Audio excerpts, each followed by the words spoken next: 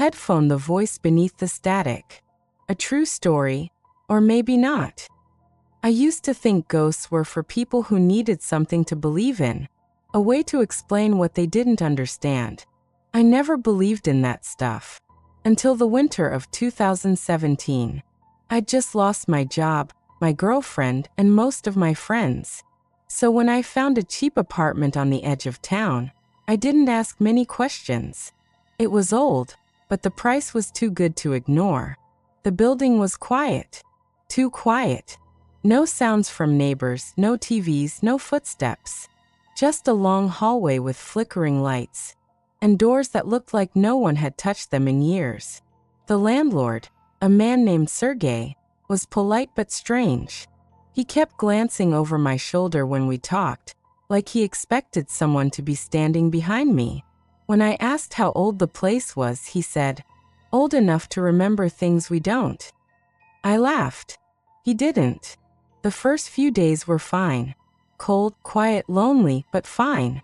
Then one night, around 2:30 a.m., I woke up to a faint sound coming from the kitchen. A radio. Playing static. The weird part? I didn't own a radio. I followed the sound and found an old portable radio on top of the fridge.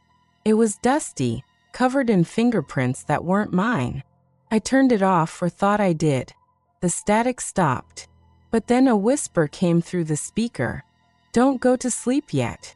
The voice was deep, calm, almost gentle. I froze. My body wouldn't move. And then silence. I unplugged the radio and threw it in the trash. A few days later, I met my neighbor, Anna, a young woman who lived in 3B, across the hall. She looked exhausted. When I mentioned the radio incident, she turned pale. "You heard it too?" she asked.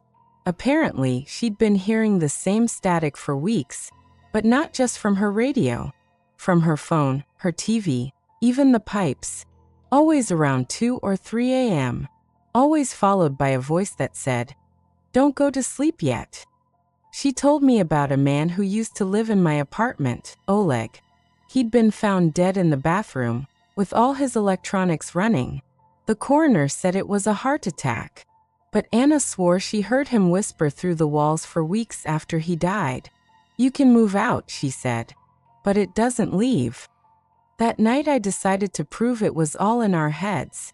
I left my phone recording while I slept. The next morning, I played it back. For the first hour, silence. Then faint static. Then a whisper. "You're awake now, good." Then footsteps. Slow, deliberate, moving closer to my bed. Followed by breathing. Right next to the microphone. And finally, my own voice. "Don't go to sleep yet." I threw the phone across the room. When I checked it again later, the file was gone. Deleted. Anna and I decided to dig into the apartment's history. We found old articles online. 3 tenants before me had died in the same room. All around the same time. Between 2 o'clock and 3 a.m. All with the same cause of death. Cardiac arrest. One article mentioned a strange note found near the first victim. "He waits in the static." We started noticing other things too. Whenever we turned off the lights, the old TV screen in my living room would flash for a second. Not white, not black, but a faint image, like someone's face pressing against glass. Sometimes I'd hear whispers from the bathroom drain. Sometimes I'd wake up with the radio, the one I threw away, back on the fridge. About 2 weeks in, I started dreaming about a man. Tall, thin, wearing a headset, the old kind used by radio hosts in the 80s. He'd sit in a dark room, surrounded by static screens, and he'd whisper into a microphone, "Can you hear me?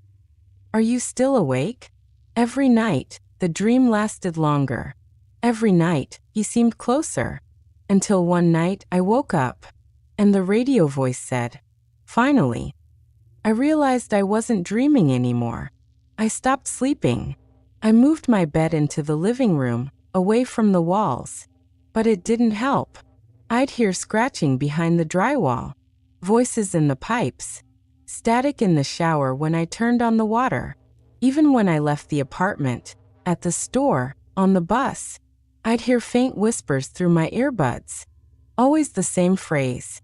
Don't go to sleep yet. Anna started losing it too. She said she saw the man in the hallway mirror, standing behind me when I walked past. Then one morning, she was gone. Her door was open, light still on, phone buzzing on the table. No sign of her. The landlord said she'd moved out in the night. But her shoes were still by the door. I couldn't take it anymore. I tore down the wallpaper, ripped open part of the drywall, and behind it, I found a hidden door. Small metal sealed shut. It looked like a maintenance panel, but larger. I forced it open. Behind it was a tiny soundproof room, no bigger than a closet. Inside, a microphone, a broken radio, and a chair. And on the wall, written in what looked like ash or burned paint, "Don't go to sleep yet." The microphone cable ran into the wall, toward my apartment.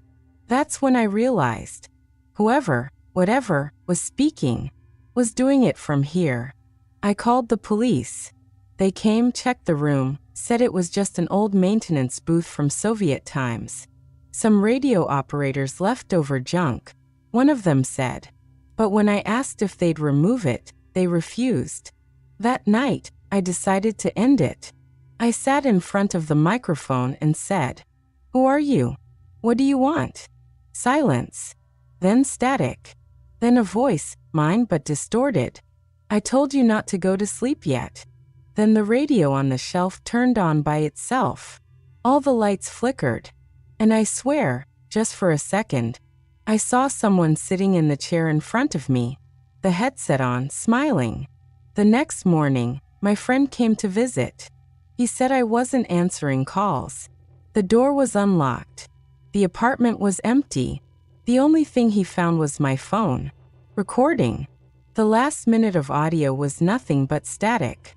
Then a whisper, "You're awake now, good," followed by the sound of someone breathing right next to the mic.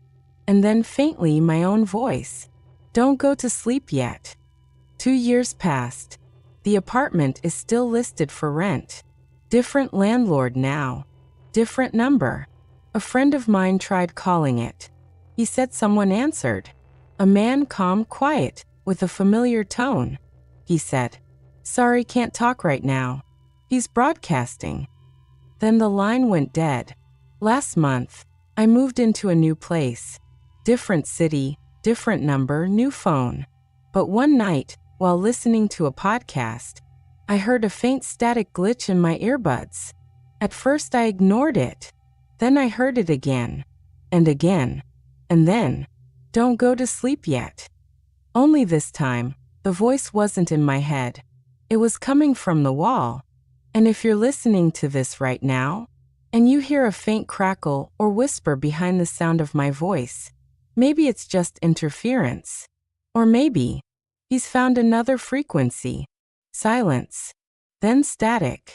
Then breathing. You're awake now, good.